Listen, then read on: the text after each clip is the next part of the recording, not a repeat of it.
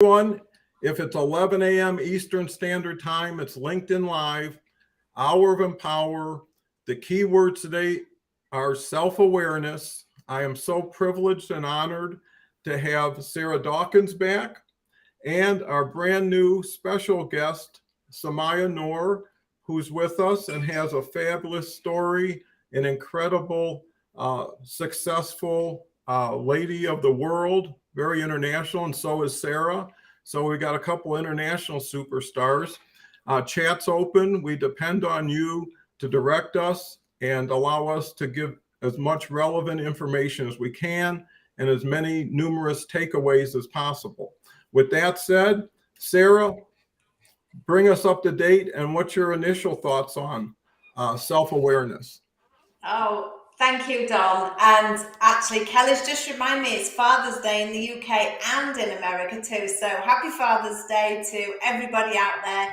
Fathers of humans, fathers of animals, fur babies, everybody. Happy day to all you men. Self-awareness. Wow, I was having a conversation with my husband earlier because self-awareness is one massive subject.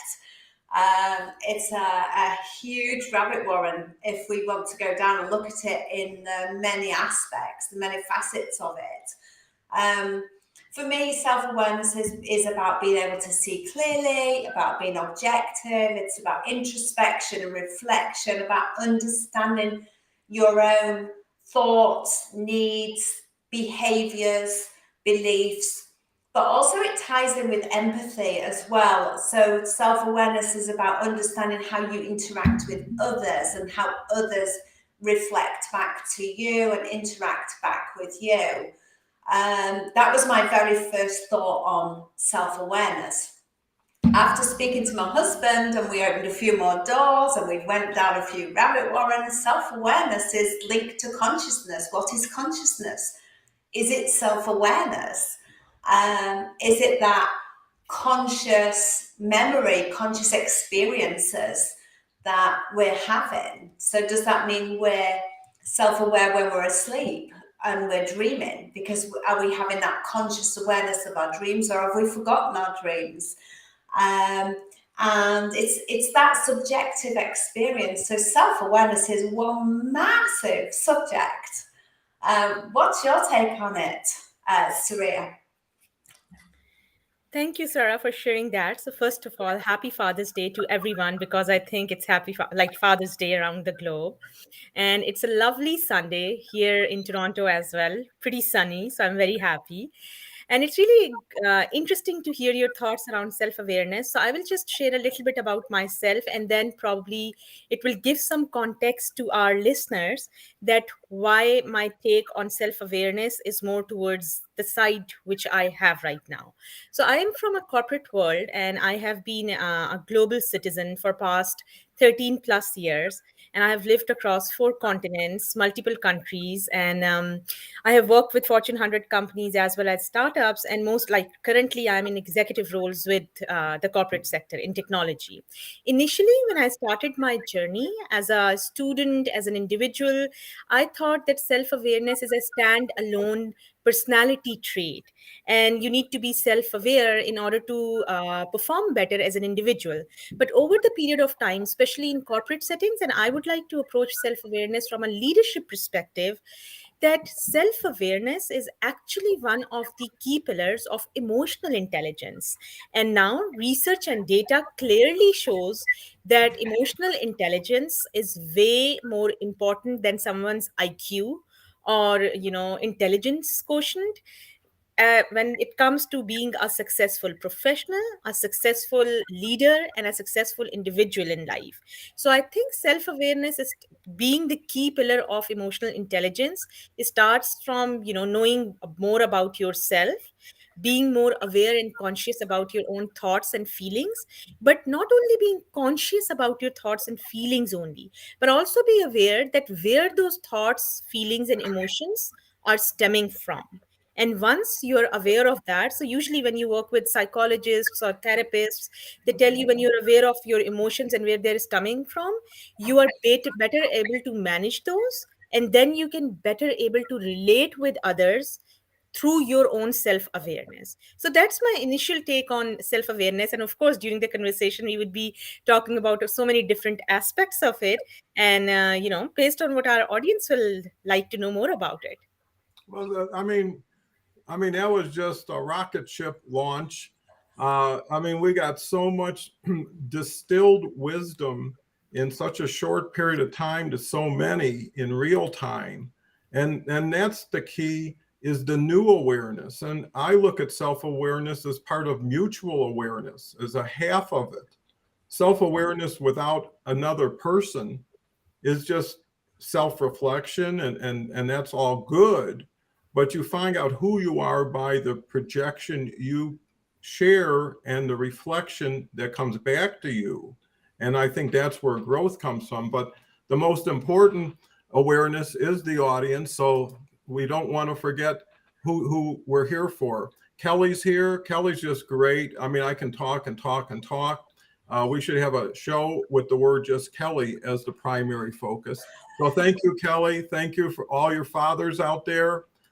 Dean's here, can't stay long, but at least said hello, no electricity. Tara's just an old hand here. Actually was significant in being one of the first guests that I ever had on a LinkedIn Live. So, and we're going to get Tara back. Dr. Constance, who just had her show, which was an Audible, which I loved listening to. And it is so incredible about what motivates people. So when you're done with this one, you can always go back to someone else's that's recorded and learn from that, And Paul's here. Paul's here almost every day. Calls me grandpa out of respect, not age. Happy Father's Day. It is nice not only to have friends, but adopted family, that people really care about you. And I think that's the self-awareness you strive for. Am I providing value, purpose, and it is being received and appreciated? Because that's when you serve up some more, right? Tara says, feel free to follow me for sure.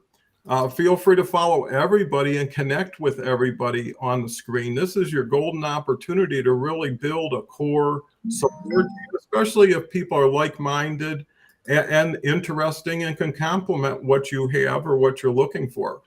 Ken Dunner says, as well-seasoned senior citizen friend of yours, savor the flavor. That's his motto of the awesomeness in your peeps, for sharing your delectable, scrumptiously delicious, edibly tasty, good, heartfelt thoughts with us today. Well, that sure gets us off to a happy beginning. Okay, let's see if we got anything. Well, Ashif is here. Ashif is here almost every day. Always brings some great knowledge. Let's see. Wow. Cindy's here. Great to see you. Chastity's here. With that said, I'll turn it back over to Sarah. And if there's any comments anybody sees that they want to spend a little more time with, feel free to choose. Sarah, what's your new perspective of self-awareness? It's just a massive subject, Don, huge. But can I come back to, I think, was it Cynthia who said, are there any emotional intelligence tests? Yes. Yes, there absolutely are. There's several online. Samaya, I don't know if that's your subject area. Could you elaborate on that? Yes, sure, Sarah. So, Cynthia, to begin with, yes, there are quite a few tests for testing your emotional intelligence. If you go online and do a simple Google search or Bing search, you will figure out that some of them are available free of cost on the internet, and some of them are paid. Now, just like IQ tests, there are different versions for these EQ tests as well. And emotional intelligence, as I strongly believe, it's a combination of 5 or 6 pillars, and self awareness is one of them, empathy is another one of them, and so on and so forth. So you can get a basic understanding by taking any of these tests, but I think it's more of a self reflection process on an ongoing and continuous basis. I will give you a very specific example. So let's suppose that you are in a professional setting and you are in a difficult situation or having a difficult conversation, and there is a huge probability and propensity for individuals to get emotional during that conversation, and everyone takes their own side. So self awareness, where it comes in, yes, you have already taken the test, you have built your basis that to understand what your level of self awareness and things like that.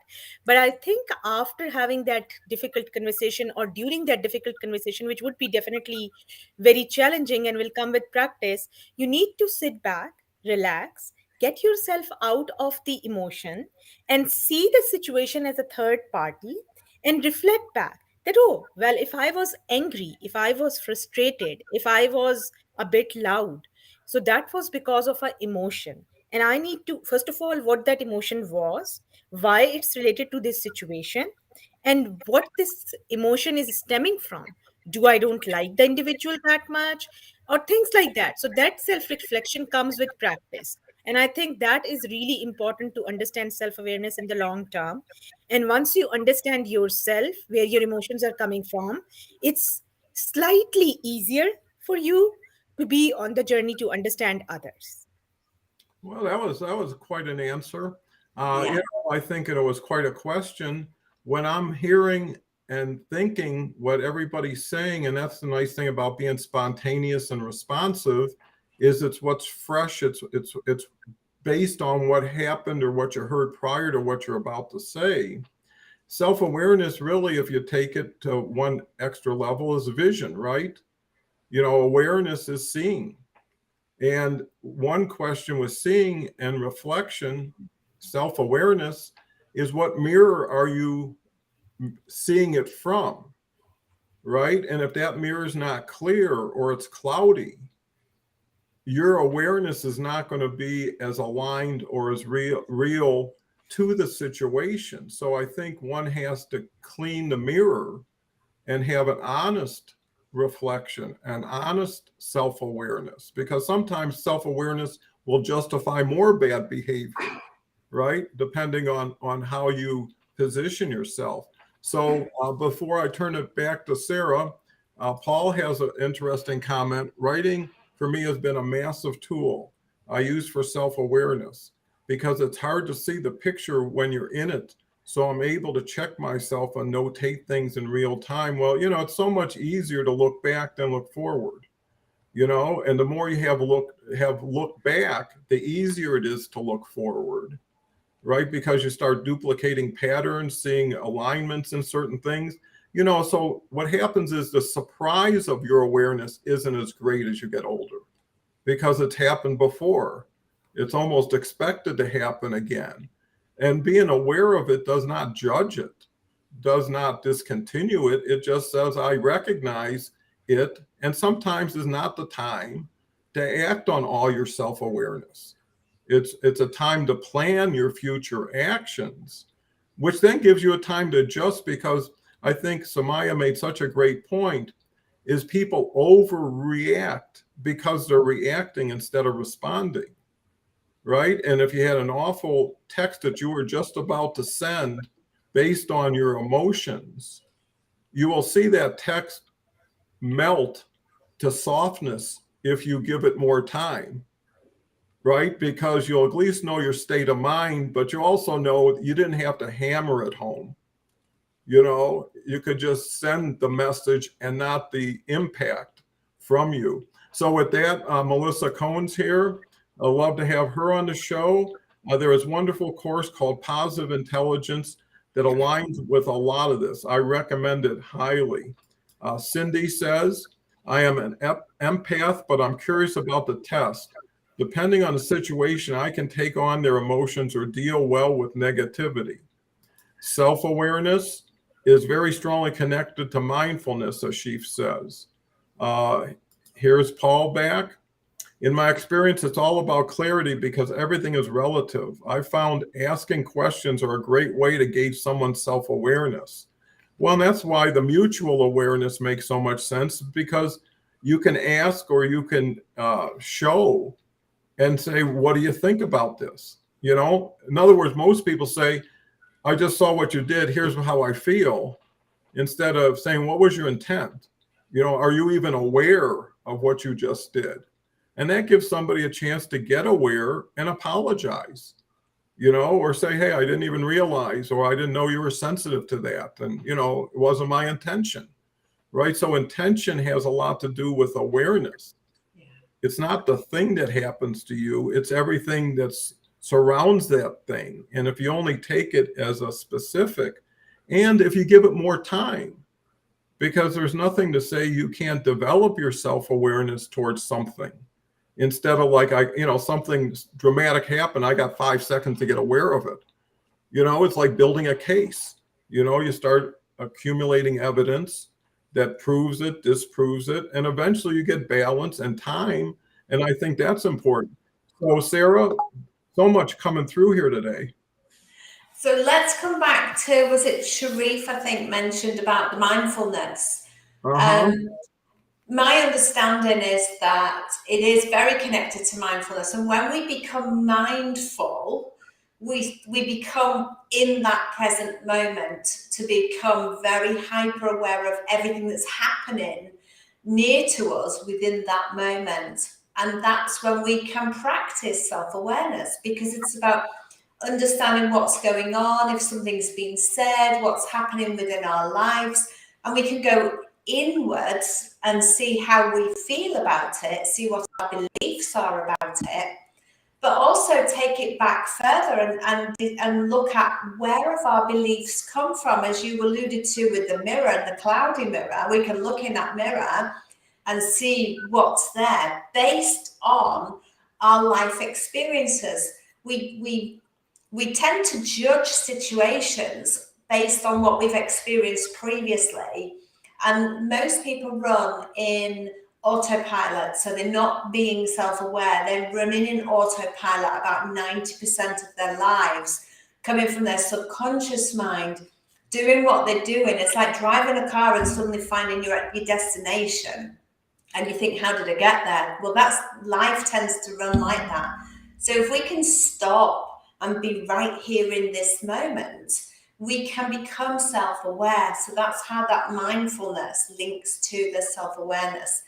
And it's about analyzing what is it we feel, what is it we think, what is it we believe, where has all of that come from, what experiences have fed into that. And once we can start looking at what beliefs and emotions are underlying our thoughts and the processes we're going through at the moment, we can look at, is that positively or negatively impacting my perception of what's happening right now? And if it's negatively affecting it, we can look at, well, does that belief, that judgment still work for me right now?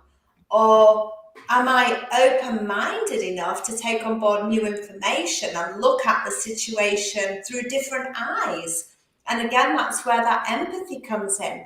How is what I'm going to say going to affect that other person or that text? How is it going to land on that other person? Will they see it through the same eyes that I'm looking at? And 99% of the time they won't, because that other person has got totally different life experiences. And that's why I'm not a lover of text messages or email messages, because you're only portraying words. There's no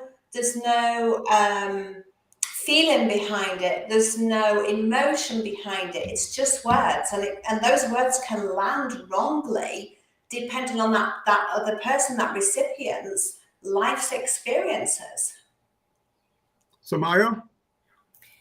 Yeah, so continuing on the thoughts which Dawn and Sarah have shared, but prior to that, Melissa made a comment here that there is an awesome course on self-awareness. Melissa, please feel free to shoot it here in the comments for all of us to know.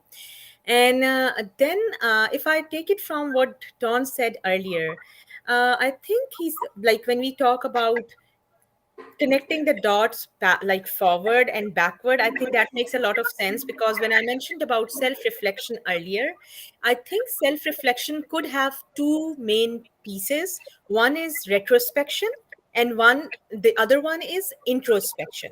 So when you see what past experiences, what past situations you have been in, how you reacted or responded back to them, what was the reason that you responded back or reacted in a certain way, and then introspection as well, that how your emotions, how your feelings are connected with those situations, or as well as your reactions or your response during those situations. So that is a continuous process, and that gives you a lot of insights and into your own self, and why you behave, why you speak, why you connect with people in a certain ways or otherwise.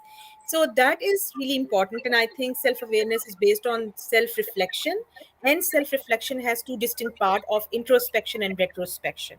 The other point which Sarah has made, and I would like to build on that, yes, it's sometimes comes with time and maturity and age that you are more or better I would say better with self-awareness.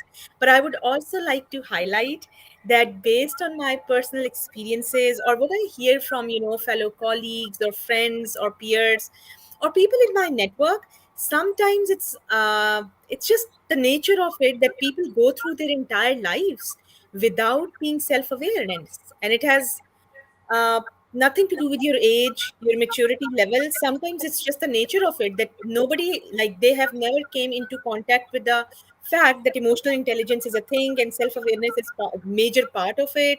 You cannot understand others without understanding yourself, your emotions, your psychology, and where you are coming from. And you cannot even empathize well with others without understanding yourself or without self-awareness. And I know some people in their 70s and 80s, and for me right now, I'm not saying that that is old. I always think that age is just a number, and it's as you're as old as you think in your head. But given from a worldly perspective, 70 and 80 is something which I look up to, that it's many years down the lane for me. And I would just imagine that they will have better self-awareness, but sometimes that's not the case. So the point which I'm trying to make here, that it's a conscious effort which you have to put at any given point in your life, that I want to be self-aware, so that I can understand my emotions and other people emotions better, and can have better interactions in life. And that decision comes from mindfulness, that if I have never done this before, it's never too late to start. So let's begin today, and let's focus on the self-awareness part. Yeah, I think that's so beautiful what Samaya and Sarah are sharing, because they did kind of piggyback on each other, and complement each other. And I think, to what Sarah said, you can't have self awareness unless you have self, right? And if people don't know who they are, or they're living somebody else's life, some idol, some rock star, they're emulating that. They are getting further and further from themselves. So awareness is very difficult. The other thing is, you're right. I think one thing about time, Samaya, is it gives you patience, right? And you have built enough confidence over where you say to yourself, if I would be able to go back when people took advantage of me or bullied me the way I am today, it would never even come close. I mean, go back to a 10-year-old with your state of mind today, and ask yourself how little those things were. Someone stole your crayons. So someone, just said some silly name to you, right? And it's the same thing that happens now, but it's more sophisticated, it's more disguised, it's more hard to see, because people do go the other direction, is using that for not the best purposes. So the key, I think, that answers so many questions is asking questions to get self-awareness, right? To compile, say, before I put this puzzle together, I want to make sure all the pieces fit and they're the right pieces, right? Then it's up to me to put it together. And I think what Samaya says is so true. Einstein says nothing happens until an action takes place, right? Without action, nothing is going to happen. I'm going to turn it right over to Sarah, but first, let me go through some of these comments, because I know we never get through them all. Uh, in my experience, all about clarity is relative. I found asking questions as to what we talked about. Here's one from a new individual. Thank you for coming today. Moaz, I hope. Self-awareness helps to get to know yourself. Knowing yourself helps you to find things which are aligned with your habit. You know, self-awareness is not a time frame. It's not by Friday, I need to be self-aware. It's a continuum. It's not an outcome. You know, and self-awareness is a quality and an attribute if you look at it well. Most people, when you say self-awareness, oh, I got to get on the scale. Oh, I got to get in front of the mirror. You know, I prefer just the hope it's what I know instead of what it is. Paul says, it's a lesson I learned recently. It's important to be aware of how people treat others. How they treat them is how they will treat you. How they talk about others will be how they talk about you. And eventually, if you want quality self-awareness, it has to be built on trust, right? Without trust, you know, what difference does it matter what they say if you don't believe them? Here's one from a new individual. To know yourself, you must sacrifice the illusion that you already do. I mean, that is so profound. And, you know, you're honoring so many people before you whose words now continue to live on through groups like this. And, you know, that saying alone or all these other sayings stick and maybe apply and resonate so much. I think of the saying, you can't compare your day one to someone's year 10. I'm finding people of high self-awareness don't focus on comparison. Like my mentor says, comparison is the glue that binds losers together. That makes a lot of sense. Here's a new individual. We're getting so many wonderful new names. As a store manager, I lead leaders. Recently, I couldn't understand how one of my ACMs couldn't see how her words were poison to the team. I knew she lacked emotional intelligence, however. I didn't make the connection to self-awareness. It goes on to say, thank you for bringing clarity this morning. Here's this website. Okay, Melissa shares the website. I did the course as a pod with a group of people that I knew, but you don't necessarily have to do so. I can also make a connection to the coach who guided the group if anybody wants. Thank you so much, Melissa. And that's real quality knowledge share with action behind it. So, you know, we got to go from words to applications. Here's one. Okay, we just covered that. I think we're almost caught up. Paul's being prodigious today. Thank you so much, Paul. I like the idea of introspection and retrospection. And I'd also add reflection. A practice I implemented this year is every week I have a keep, start, and stop list. It helps me with my self-awareness. Ashif comes back. I've always been highly self-aware. However, I did lack mindfulness when it came to my actions. Combining both has been a life changer for me. Mindfulness takes I'm sure something positive. Didn't get the last word.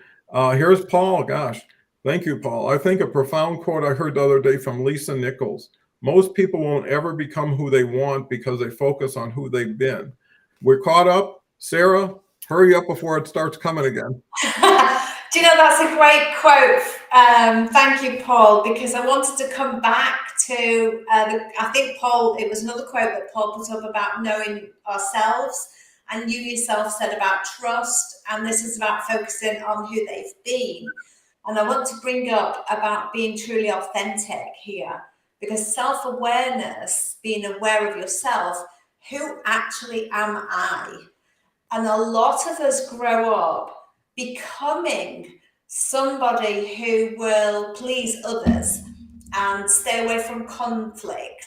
And so we develop this persona that we take on board as ourselves because it's puts us in that box that fits into that normal, and to be accepted, to be validated for who we are. So my point is, self-awareness needs you to understand who you are at your core, at your soul level. When you take off all the layers of the personas that you've become to fit into the world that you're in, to please people, to be validated by people. And actually, do we need to be validated by people? Because we are who we are. At the end of the day, yes, there's things we should and shouldn't do in the world. There's things that are right and things that are wrong. But who are we deep down at a core level? You know, when we so let's look at that. What are our, and it comes back to those beliefs again. What are our beliefs about ourselves in the world around us and how we fit in with that? Because a lot of people want to do this normal. And what is normal? You know, you're changing your beliefs, you're changing your personality, your attitudes towards life to fit into that box that says normal. Well, let's peel that back and become who you are. And then you can be more aware of yourself, of who you are and how you fit into the world. And chances are it will be different to how you've lived your life, because most of us are spending our lives recycling our past into our present and our future. Well, I was like that for all these years, so that must be who I am. So I'm going to continue my life being that person. But is that really you? Samaya?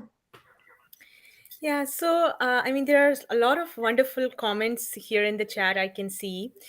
And I would like to make 2 points at this point in time. Don said earlier on the similar lines, he said that self awareness is a continuum. And I strongly believe that self awareness, just like integrity, is on a continuum, and it's a continuous process. It's not that one morning you wake up and you say, you know what, today I'm self aware, or today I am have very high integrity. It doesn't happen like that. It's a journey, it's a lifetime process, and it always falls on a continuum. So it's really important to understand that ahead of time before you start your self awareness journey. And then many of us could say or think that we are aware. Sometimes that may be the case, but many times that is really not the case. So I used to think when I started my career or when I was in my early 20s that I'm very self aware just because I was probably like had a high IQ or something, or I was doing really well with my studies and everything else professionally. So I thought that I have a very high emotional intelligence as well. And because self awareness is a primary pillar of emotional intelligence, so I thought to myself, you know what? I have a very high self awareness, but more and more it's like, Dunning Kruger effect.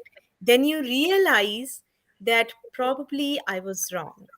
And it takes a lot of courage to admit it to yourself, not to someone else, but to yourself, in your heart, in your brain, whatever you want to call it, that I was not completely self aware. And then I need more time, more focus in order to be self aware, and in order to understand where my emotions, where my personality traits are coming from, why I act in a certain way in certain situations, why I respond back in a certain way to a certain individual, and in a very different way to another individual in a similar sort of a comparable sort of situation. And at this point in time, I would really like to take it to a next level and want to correlate self awareness with trauma, because I strongly believe that as kids or as children, many of us or some of us, when we go through some sort of psychological, emotional, or physical trauma, and in the world we live today, it's not very uncommon, that shapes our perception of who we are, how our lives should be. And Sarah made a point of, validation, or why do we even need that?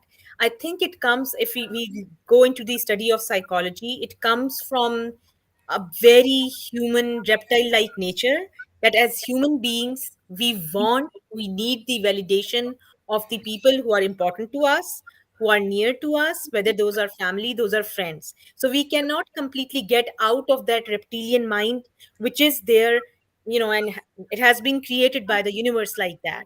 And because of that problem, when people go through some sort of trauma early on in their life, or if they're going through it right now, that definitely impacts their self awareness, how they see themselves, how they see the world, or how they interact with other individuals. So I strongly believe that it's important to address this very important connection between psychological, emotional, physical trauma with self awareness, because psychologists or psychotherapists usually talk about it, that how self awareness in life is greatly impacted by your experiences early on in life as a kid, especially up to the age of 10 years old, whether those are positive or negative experiences, that will greatly impact your perception of yourself, perception of the world, the way you see the world, and your interactions, both personal and professional. So I really wanted to make this point for all of us, because it's a lifelong journey and we shouldn't put ourselves under the pressure of being self aware or calling ourselves self aware right now, because it's a lifelong process and it happens in stages, and I think it will keep on happening until the day we are alive. And I think it's a very positive thing that you don't have to pressurize yourself to be called or to be considered self aware today. Rather, keep on doing it as a process, and that will actually enable you to manage different phases of your life in a better and more mindful way. I think that's so profound, beautiful what's being expressed and shared today. When I hear everybody and I hear these kind of stories continuously, depending, even if the word isn't self aware, is I'm realizing what I used to feel as a young person, everybody was feeling in their own way, right? There was always someone you said, well, there was a strong guy over there. Well, he must have no issues. But and there's a really attractive person over there. Well, they probably never worry about the things. And or even the bully, you think they're not being bullied. But when you meet them 30, 40 years later, they'll say something happened in a classroom that made me feel like this. And all it has to do to what Samaya's saying and what Sarah's saying is one time, because it's usually that one situation. I felt intimidated. I felt whatever I felt, right? And it hurt me, and that hurt still is there when I remember it. But if you now realize in context, that was part of growing up for everybody, right? What was abnormal was a normal experience, because if you're used to happiness and cake and ice cream every day, right, not getting it is a big disappointment, let alone not ever having it. So I think it's context, it's perspective, and I think the big hope for everybody is everything can change in a moment, for the good and for the bad. So what are you doing in the moment you have, not knowing the moment you may not have? And I think self-expression and fulfillment, and ultimately, when we talk about getting older, it's satisfaction, it's happiness, it's the intangibles. No one's buying a Ferrari at 80 years old, and not to buy it like they would have at 30 years old. Might collect them. And most people then start switching to living vicariously, right, through others. Their joy is helping others and seeing others put the work out, because they know without the work, it doesn't matter who you are. And if you're not willing to do it, are you willing to launch somebody by making them more self-aware that you are good enough, you have everything you need, right? And the world and information and people have never been more accessible, right? Before, what we're doing here, you had to get on a plane, go in somebody's office, get on a call. Look at the spectrum that we have. So Sarah, this is, it's so great to start with a word like that, but to build so much valuable, shareable information, not teachable information. Sarah, take it away. Yeah, and just to come back to bring it right back to self-awareness, there's many benefits to being self-aware. It can make us proactive in taking action on what we want to do. It can improve our own self-development. We can, as we become more self-aware, we can understand ourselves more, and we can develop ourselves more in separate areas. It gives us that ability to empathize with others and see their own perspectives.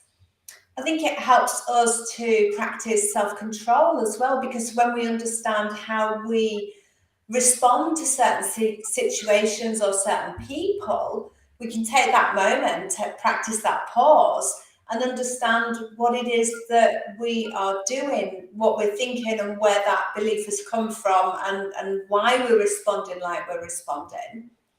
And I think it also makes us better decision makers, because when we understand ourselves better and we understand the world better, we're more informed and more able to make better decisions.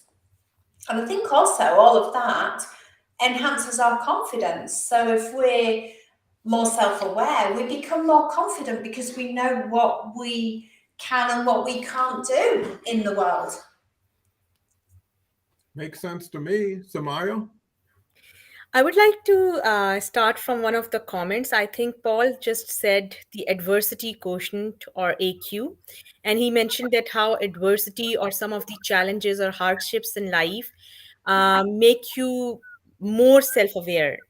And I think that's true because, as Don mentioned earlier, that if you are having all, sunny, rosy days, sometimes it's hard to understand the difference between like real bad things or, just our perception of what good or bad is. And I strongly believe that adversity, if taken in a way, probably not in that moment when we are going through a difficult or tough situation, because it's not easy as a human being. No matter how hard we try, no matter how self aware we are, it's not easy in the moment when we are going through a hard situation, a hard moment, a hard conversation, or a challenging time to introspect, or retrospect is not even feasible at that point in time. But later on, once we are over that situation, that challenge, or even if we have not successfully overcame that challenge in life, but it still is a learning opportunity. And if we reflect on that, and again, taking two things in perspective here for self reflection, introspection and retrospection. And we think that how we responded in that situation, what could I have done better in order to successfully manage that challenge or hardship? Maybe there would be a different outcome and things like that. If something similar or comparable will happen again in the future, how would I respond or react back to that? So I think adversity definitely is a very good teacher. And as the quote says, that your failures teaches you way more as compared to your successes. And I strongly believe in that, and I think I have lived through that as well. That is first thing. And the other thing which I would really like to highlight from an actionable point of view here, sometimes it's very easy to get lost in the word itself, self awareness, because the word start with self. We assume in our head that we have to be on this journey all by ourselves. And I strongly believe that as human beings, as individuals, we are wired for social connection at different levels. And also, if I connect it to the adversity or trauma point which I made earlier, I think it's a very wise approach at a certain phase in your life, if you can do that, that whether a professional like a psychotherapist or psychologist, with a trusted family member or with a trusted friend or whoever you feel close to, and whoever you trust to the level that they have this certain understanding of emotional intelligence, certain, not complete. Nobody can claim that I have a complete understanding of emotional intelligence or self awareness, because nobody of us have it.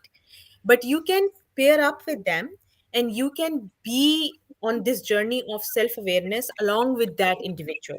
Because I think it's really, really important what has worked for me, that sometimes I thought, well, I figured it out all by myself. But when other people start asking you certain questions, it's not that they're asking that question for the first time in your life, and you have never asked that in your head, or you have never asked that question yourself. But when it comes from somewhere, someone else, it's a positive reinforcement of what you already know. And then you start realizing that how there are patterns in my behavior, how there are patterns in my interaction, how there are patterns in my life, whether professional or personal. And that is the beginning of self awareness, that where are these patterns coming from? Whether it's my behavior, whether it's my emotion, whether it's my action, or a certain way I react to people or situations. And I think that pairing up with someone else is really important, if you want to go towards the actionable side of self awareness and how to get there. So, you can again, I would reiterate, Either do it with a professional like a psychotherapist or a psychologist, or with a trusted family member or friend. But the point for the trusted family member or friend is that they should have some basic understanding of emotional intelligence and how to approach self-awareness conversations. Yeah, that's a lot of good information. You know, it really brings to mind that self-awareness is part of reinvention, rejuvenation, right? And if awareness is positive, let's say you've been dieting and exercising, you can't wait to get on the scale or in front of a mirror. So when your awareness shows you your growth, it builds confidence, it builds pride. Here's what I also thought is when you become more evolved, more self-aware in an honest, true way, you can go back and revisit those times now that you remember you weren't.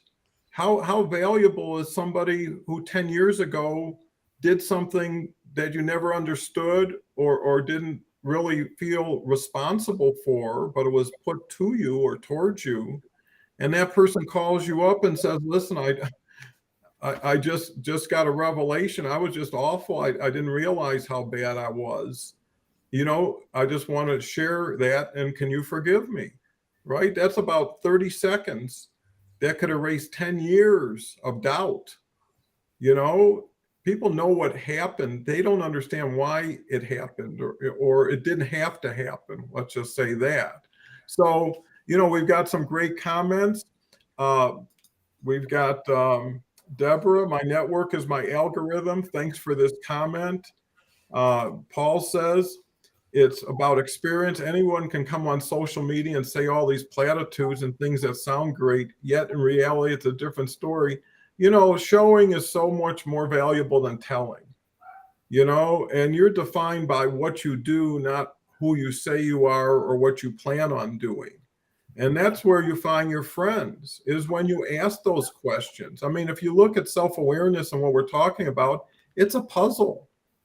You're always looking for the pieces to make it more complete, to make it more beautiful, because it's your life. That's why it's so important. But why let life create your picture for you when you could paint with a bold brush on a new canvas, right? And find yourself arrived, right? Age is not a bad thing if you continue to grow through your ages and you continue to duplicate through the people you care and love the most, right? You hear people saying and doing things that an uncle would have done or a grandfather would have done. And you say, well, they live on because people adopted their mannerisms or some of their sayings or just their nature. I mean, there's no way they could have known that. With that said, Sarah, is it Sarah now? I believe if we're going round robin. Oh, I just want to recognize Rita real quick. Rita's going to be here Tuesday with Leslie Flowers, and then Wednesday with a new lady, Deb Curtis, who's going to appear for the first time. So looking really to expand the audience, but also expand the leaders who co-host this show to bring more and more self-awareness and self-awarenesses from other people. So Sarah? So I just want to follow on from what Samaya says, because asking for feedback from other people, friends, family, professionals is a great way to cultivate self-awareness. But also we could just practice listening to other people when they're talking and becoming aware of that person themselves. And if we have the capacity for empathy to understand what's behind those words and how they land when those words are said. Paul mentioned journaling. Journaling is a great way to become self-aware because you're writing all your thoughts, beliefs, feelings down. And as you've just said, you can look back and reflect backwards on where you've come from. And I think I like to live my life in that we should only ever look forwards. And the times that we do look backwards are only to see where we've come from, because as it's been said before, it's so easy to compare ourselves with others. And everybody's journey is so different. So let's only look back to see our own development. And when we're journaling, we can actually read it. There's nothing unknown there, because if we've written it all down, whereas when we rely on memory, it can fail us at times. And as we touched on earlier, mindfulness brings us into that moment to allow us to reflect in the moment and become more self-aware of what we're doing, what we're thinking, and why. And we can use meditation as well as mindfulness, just to sit and to be with our thoughts, but not to be in that thought, to be like outside of that thought, and to be the observer of that thought. And observe, I see myself thinking that, where has that thought come from? And to look at the origins of that and what's brought me to that thought. And solitude as well. When we're on our own, we can be with our thoughts. And it's about letting those thoughts tumble, and just observing them without judgment, and without stopping that flow, so that we can just observe what's flowing through our mind and become aware of our own thoughts, because our mind will produce thoughts whether we want to think them or not. So some of the thoughts are our own conscious thinking, but some of the thoughts are just our mind throwing up random things, linking things that might never have been linked before. So we can cultivate self-awareness in a whole variety of different ways. What do you think, Samaya? I completely resonate with that. I think it's really important to cultivate self awareness and having that solitude sometimes as well, because if we are not comfortable being with ourselves, I think it would be harder to be comfortable to be with other people. And I would also like to pick one of the comments here. I think if I'm pronouncing your name correctly, it's Olu Wasai, but I would, for the ease of pronouncing it, I will just call Olu. I think you made a very significant point here when you said that when we are aware, we have a North Star and we can drive our ship of life or experiences or career or personal life in the direction of that North Star. I think to some extent it's really true, because if we are more and more self-aware we are, again, as I said earlier, it's a lifelong process. I mean, at least I would never be able to claim that I'm completely self-aware, because we evolve with the passage of time, with experiences in life, and we have to keep on doing the introspection and retrospection continuously in order to understand where we are coming from, and that is the process of self awareness. But definitely if we are more towards the self awareness side, or if we are putting deliberate effort or mindful efforts to be more self aware, I think it gives us more motivation, more energy, and more inside conviction in order to move towards a certain goal, whether it's a personal goal, whether it's a professional goal. Sometimes in technical lingo, or in the lingo of psychology, we also call it your inner they call it, yeah, so there is a specific word for that. They call it inner North Star.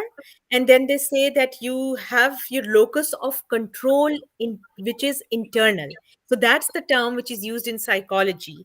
And I think that locus of control and being, having that internally, comes from self awareness. But it's again a lifelong process, and I cannot emphasize that enough.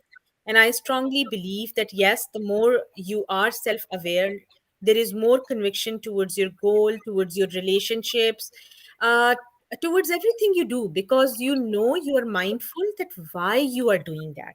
What's the purpose you're trying to achieve out of it? And what do you want to get in the end? Like, for example, John made an example earlier that somebody who's at 80 years old doesn't buy a Ferrari or any materialistic position in order to show it off, or in order to probably have that kick out of it, which people usually do when they are towards their earlier, years in life. Sometimes it's true, sometimes it's not true, regardless of age. But the whole point here is that self awareness gives you a very strong internal compass to see where you are coming from, where you are heading towards, and why are you heading towards that direction? So I think Olu made a really good point that self-awareness is a good north star, and as you know, again, technical terms, it's an internal locus of control, that why I want to do this thing, why I want to do it in this specific way, and what I want to achieve out of this action, this behavior, this project, this job, this relationship, or whatever it is.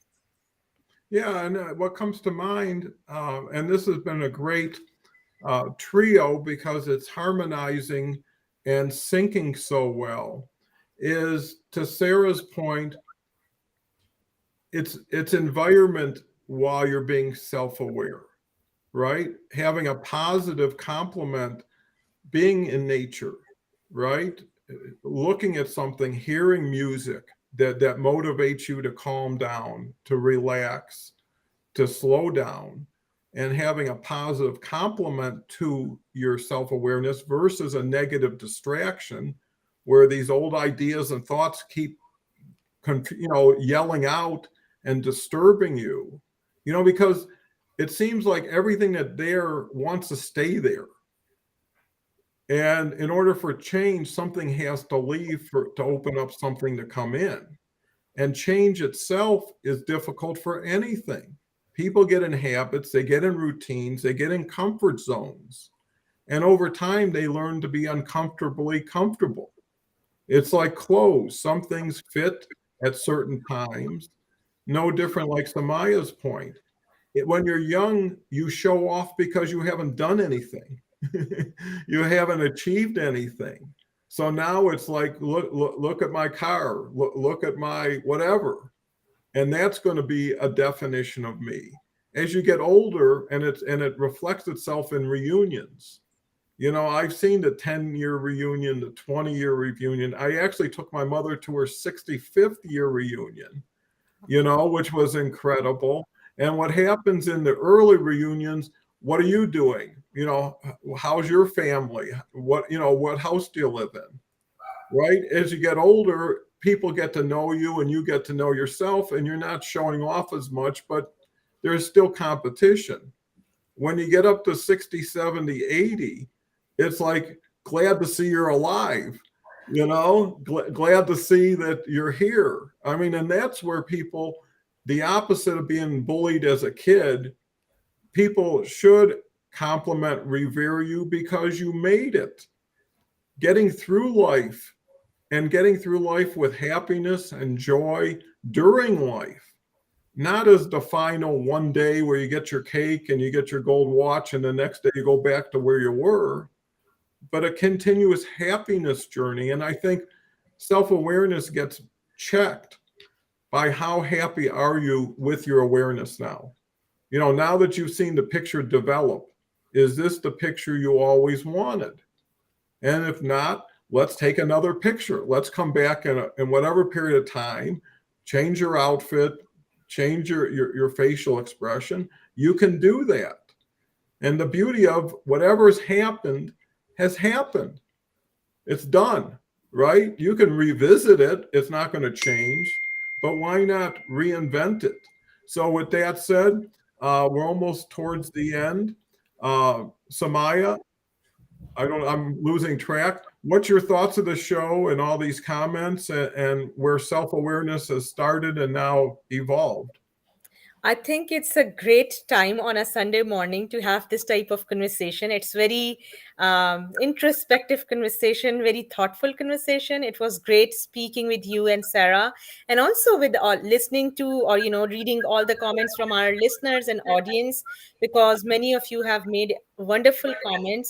And I strongly believe once again that self-awareness comes through the window of our own experiences, past, present, and of course, as we go on in life, whatever experiences we accumulate.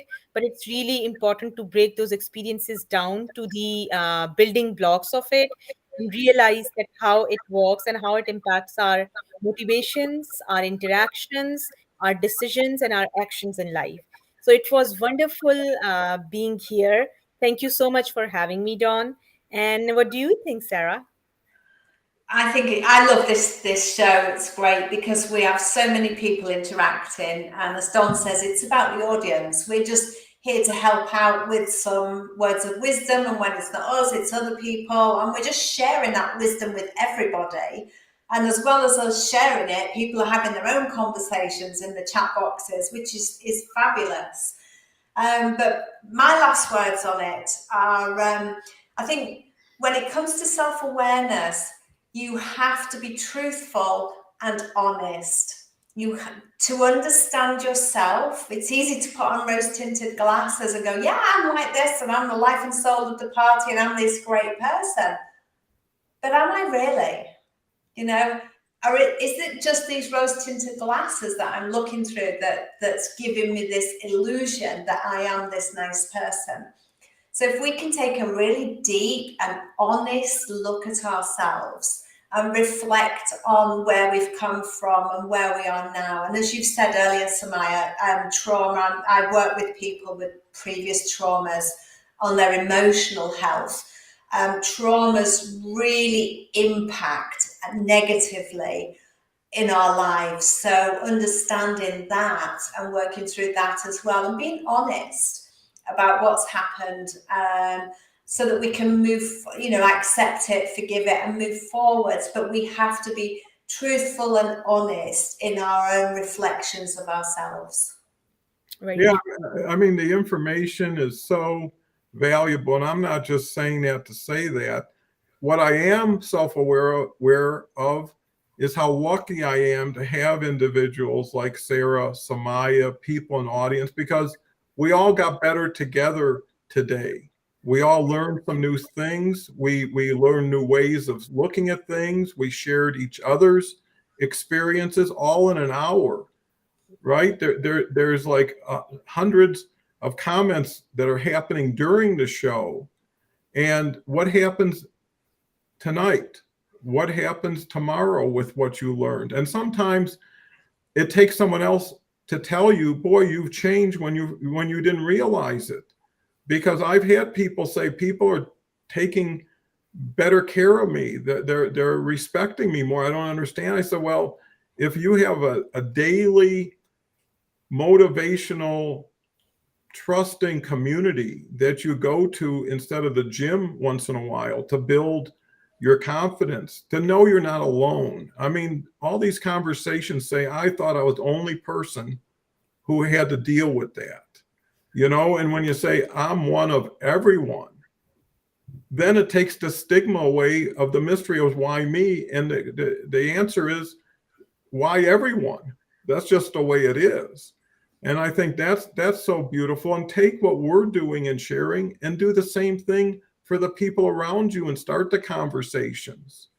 Ask people what they think. I mean, have you ever dressed up and you just need somebody's opinion?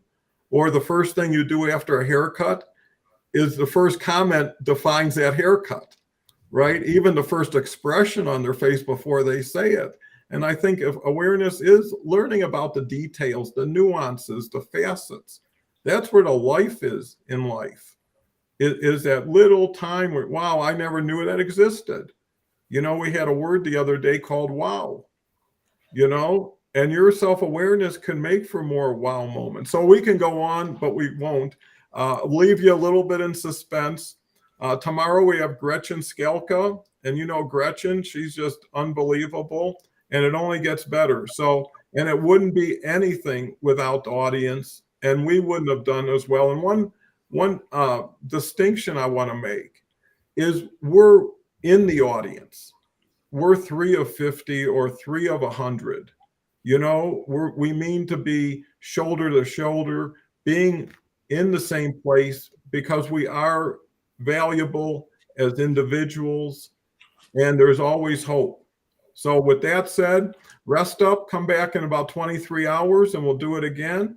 Reach out to any of us.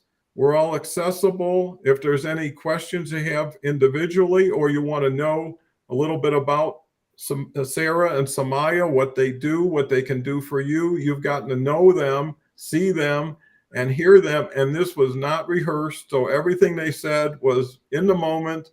And it's amazing the depth of knowledge and experience that can be communicated so well. So thank you again. Take care.